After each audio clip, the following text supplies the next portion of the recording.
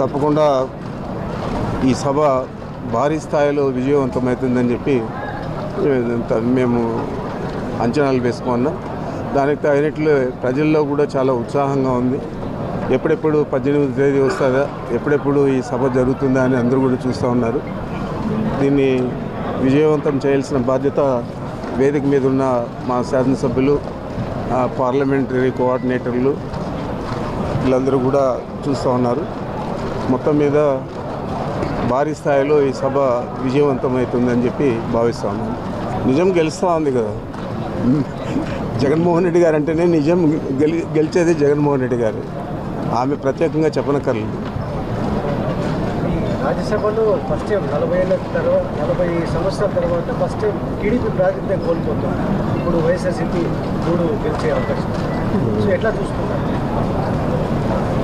తప్పనిసరిగా ఇది ఒక పతనావస్థకు చేరింది తెలుగుదేశం పార్టీ.